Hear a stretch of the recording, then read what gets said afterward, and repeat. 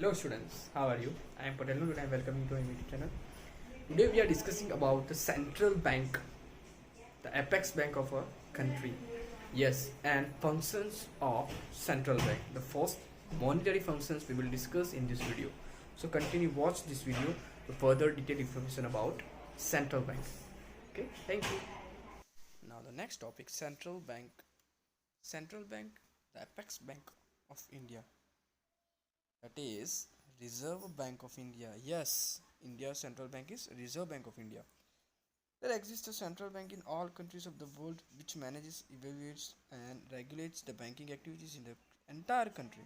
Besides, the central bank protects the interests and rights of customers of various banks and of the general public.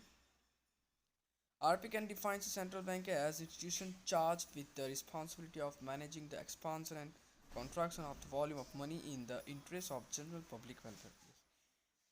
Central bank यानी हमारी ऐसी bank जो पूरे देश की banking regulatory और अंकुश रखने का काम करती है, देखरेख रखने का काम करती है। मनी को कितना एक्सपांड करता है, कितना कॉन्ट्रास्ट करता है, यानी कितना पब्लिश करना है, बढ़ाना है, कितना कम करना है, उसका रेट क्या होगा, ये सारी चीज़ें reserve bank of India that is central bank of India देखेगी। In central bank is apex bank of country whose function is to aid, regulate and promote the entire money market and the banking sector as well as maintain monetary financial stability for overall economic good of the nation.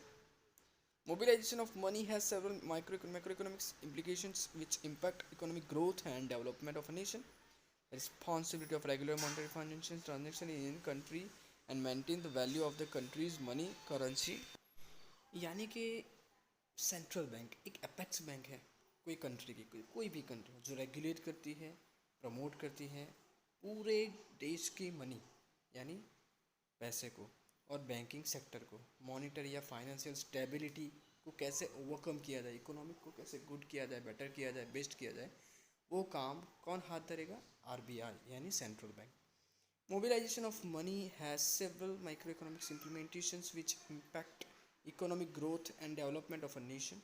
The responsibility of regulation money financial transaction in a country and maintaining the value of the country money currency as with the central bank. यानी कि central bank का काम दूसरा क्या है? एक responsibility है regulating monetary और फाइनेंशियल ट्रांजेक्शन को देखना, उसको रेगुलेट करना, उस पर अंकुश रखना, उसको मेंटेन करना, उसकी वैल्यू बढ़ाना, वैल्यू करना। To fulfill the responsibility, a central bank formulates a monetary policy. Monetary policy formulation का काम भी कौन करता है? यस, सेंट्रल बैंक वही बनाएगा मॉनिटरी पॉलिसी, जो इस चैप्टर का सेकंड टॉपिक है जो हम नेक्स्ट वीडियो के अंदर देखने वाले हैं। Now the next main topic, reserve bank of India RBI. The central bank in India is known as reserve bank of India.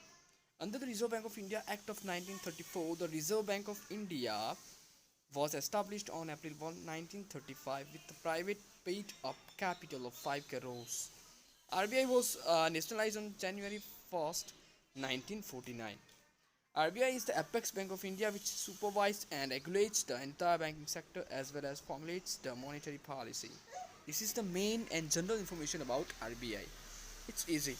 Now, second topic, functions of Reserve Bank of India.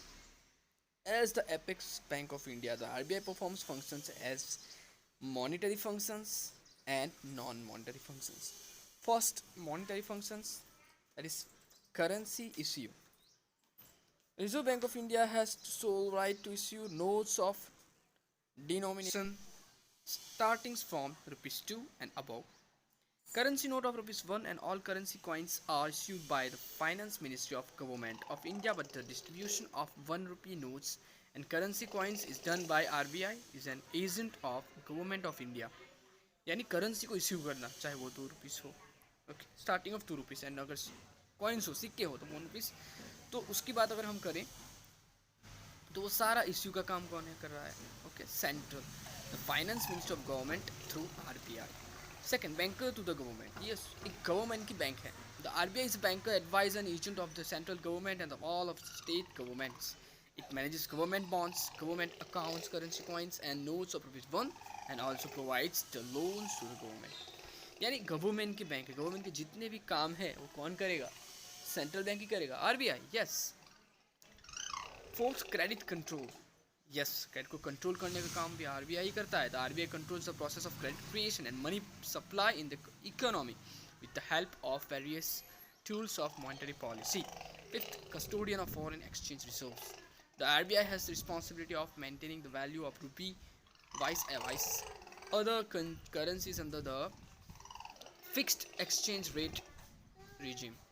Under the free exchange rate system, वो exchange rate is determined by the market. यानी custodian of foreign exchange जो होता है, foreign exchange यानी एक country दूसरे country के साथ अगर कोई ट्रांजैक्शन करेगी, व्यवहार करेगी, तो दोनों कंट्री के करेंसीज अलग अलग है, तो दोनों कंट्रीज़ के अलग अलग एक्सचेंज रेट भी होंगे, जैसे rupees to dollar, rupees to pound, rupees to yen, okay etcetera. तो this is the exchange rate का कस्टोडियन का काम भी कौन करता है? RBI. Okay, open market is been required, जब रिक्वायर्ड होगा तब कस्टोडियन का काम करेगा एक्सचेंज रिजर्व। तो इसी तरह आरबीआई एक फॉरेन एक्सचेंज रिजर्व का कस्टोडियन का काम भी कर रहा है। The RBI is also the custodian of India's reserves of foreign currencies. Foreign currency को रिजर्व करना ये भी एक आरबीआई का ही काम है, उसका कस्टोडियन बनना। It also administers foreign exchange reserves by checking the inflow और outflow of foreign exchange. Inflow और आउटफ्लो यानी क्या? यानी करेंसी कितनी कंट्री के अंदर आती है, दैट इज इनफ्लो, एंड कितनी कंट्री के बाहर जाती है, आउटफ्लो। तो इन दोनों फ्लो यानी इनफ्लो एंड आउटफ्लो, ये दोनों का फॉरेन एक्सचेंज का इनफ्लो और आउटफ्लो देखना भी, उसका एक्सचेंज रिजर्व रखना भी आरबीआई का ही काम है। तो ये सारी चीज़ें इंपॉर्टेंट हैं। तो ये है उसके monetary functions. Okay, next video के अंदर हम नॉन मॉनिटरी फंक्शंस देखेंगे।